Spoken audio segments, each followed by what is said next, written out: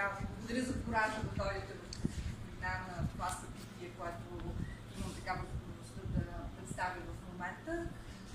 То беше планирано преди около половин година с Светлана Костова, тъй като тя много години се занимава с тематика, която близко в българския фолклор, но в една много по-широка перспектива, и реших, че пространството на нашия музей така може да предостави място за нейните творби, които всъщност, върху които тя работи вече около 20 години, мисля. Тогава са едни от първите изложби, но при нея има това един процес, който е свързан с времето. Вероятно това, че нейната първа формация е като историк от Софийския университет, и това според мен и помага така по-в дълбочина да проследи живота на всъщност на тези живици, които вие виждате тук и може би разпознавате в някаква степен.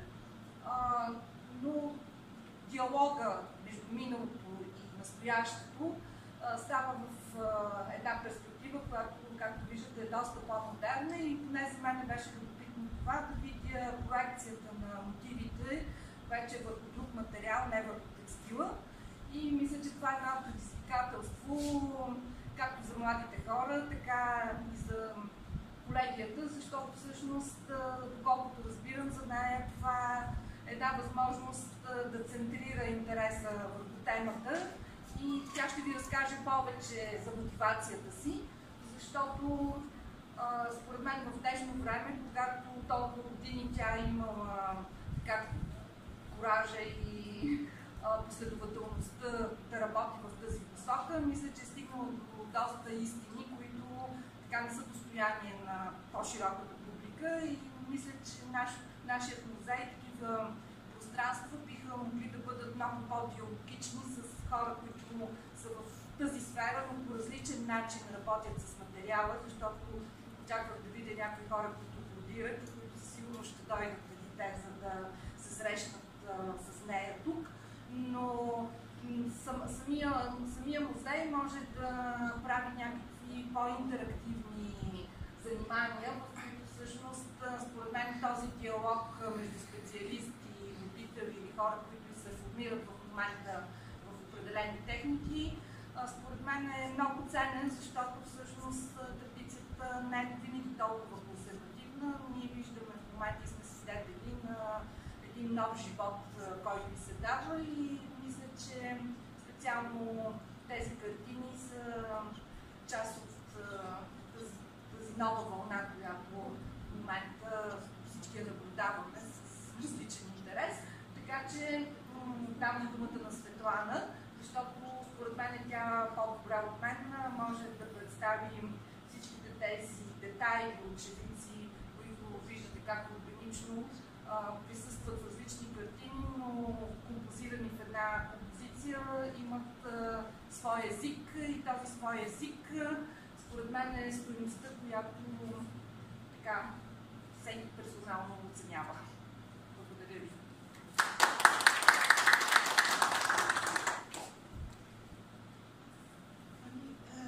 Здравейте и добре дошли на всички. Много благодаря, че ме уважихте това прекрасно събитие на Историческия музей в Благоевград. Благодаря на самия музей, че ме покани, и лично на доктор Марина Стаматова. Така, вие разбрахте, че правя това рисувам живицата от много години. Първо, моята мотивация, защото съм получавала различно отношение към тази моя изява, която някои дори не признават за художество, но тъй като аз първо и преди всичко подхождам като влюбена в живиците, второ като историк, това по никакъв начин не накърнява моя продължаващ наистина доста години интерес към това да ги пресъздавам. Днес е изключително популярна темата за живиците, стига дори до крайности, до злоупотреби.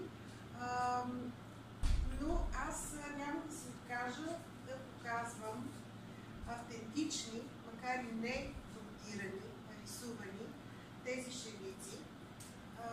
Разбира се, това искам да подчертая, че макар някои, тъй като не са много познати, да ви изглеждат измислени от мен самата, не са измислени от мен самата, композициите са абсолютно автентични.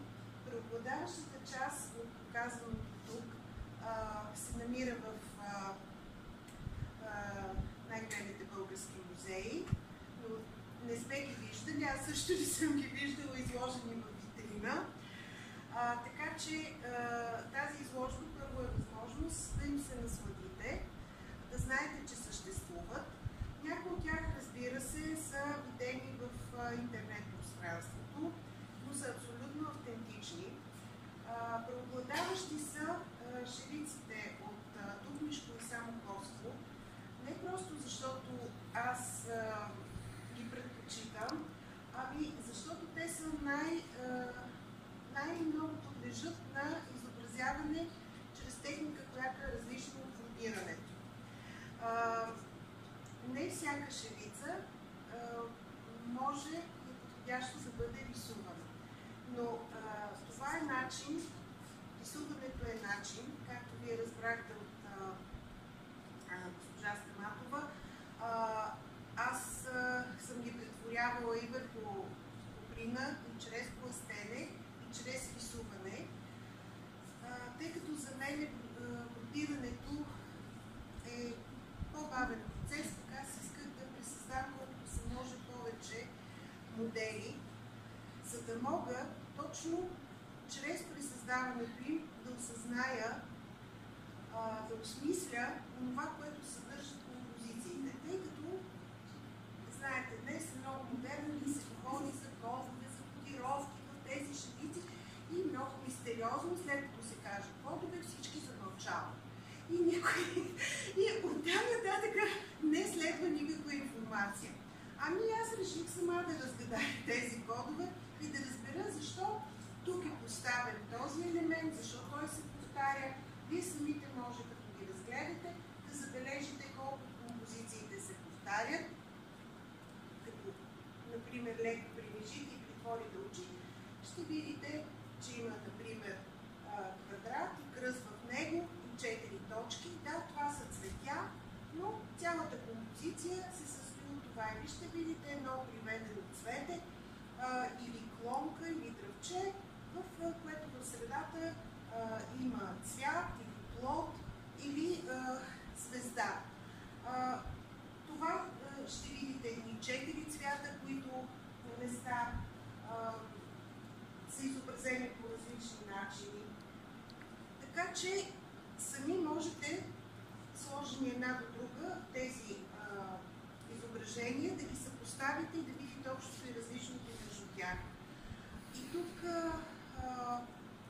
искам да обърна внимание на това, че подобни композиции, ако ги изчистите до тяхната геометричност, се намират, като например кръст в квадрат или кръст в кръг, се намират по цял свят. Само че тук, на наша земя, те са пресъздадени и в определени райони на България, те са пресъздадени по много специфичен начин, като са вложени в тях много специфични символи и елементи. Ще видите как този кръст е като цвете, в същото време е като свастика, в същото време в средата му гори един триединен пламък, или има някакъв друг детайл. Така че някои отговори човек и сам може да си ги даде, а като се интересува по-задълбочено по отношение на философията, символиката, историята, етнографията, може сам да си даде отговори. И не е нужно някой да му казва, че вътре има някакви много скрити кодове. Това са кодове на живота. Всичките изображения, които виждате тук, като не само тук, шевиците основно са от женските ризи. Родират ги самите малки момичета, които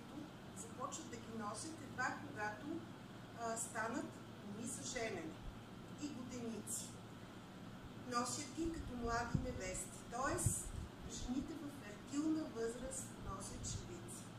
Шевиците по мъжките ризи са малко или почти никак и в случая по-скоро не са така значителни, така че всичко, което виждате тук е от женски ризи. Тези шевици са предназначени да подпомогнат живота, неговото създаване и неговото раждане. Други шевици няма, така че те възхваляват този живот и всички древни символи, които се намират върху тях, са предназначени за продължаването, възхвалата и хармонията на живота. Темата на изложбата "Свят като цвят", "Свет като цвет", както казваме тук в Западна България, това е един израз, който аз знаех отдавна и съвсем случайно попаднах на него в речника на Найден Геров.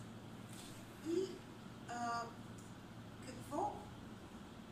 След това се зарових, тъй като обичам да робя в старите речници, защото те показват речника на Найден Геров като пояснение, той от края на 19 век. И отразява това как са говорили и мислили българите по това време. Так какво е свят за някогашния българин, който жените от това традиционно общество, които са създавали шевиците, горе-долу можем да усетим как са мислили. Ами, свет е целият, всичко, което е на земята и над нея. И Господ, и ангелите. Той света е единен на земята и космоса.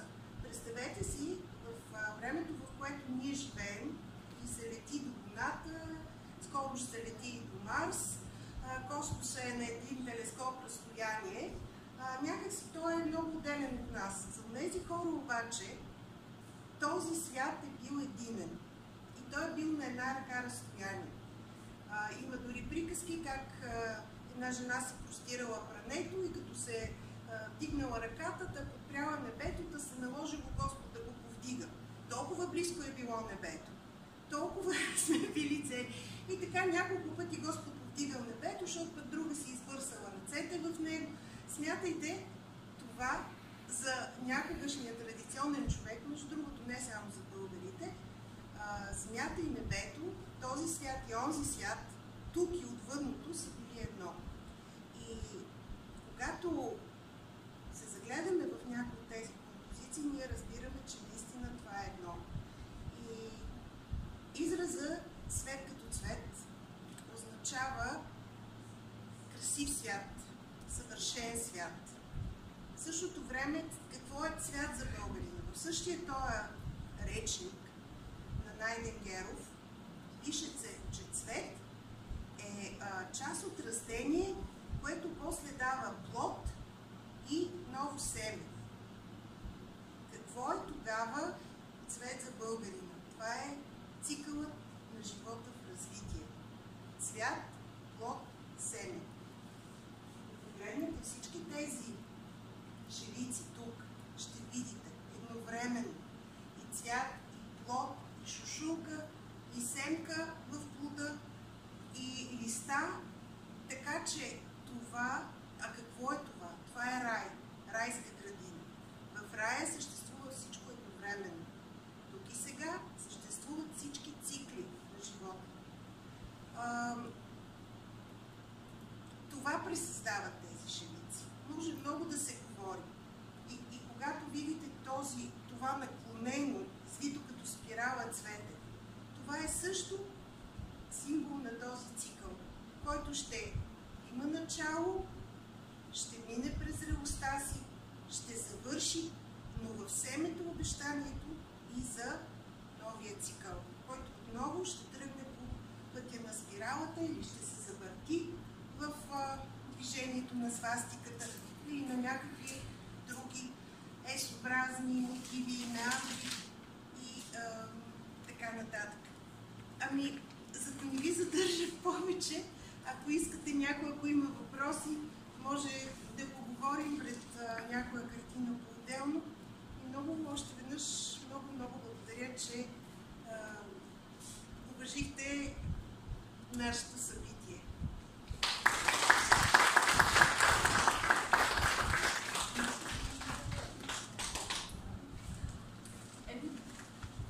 Да се възползваме от тази градина, която ни предложи Светлана, и да я разгледаме.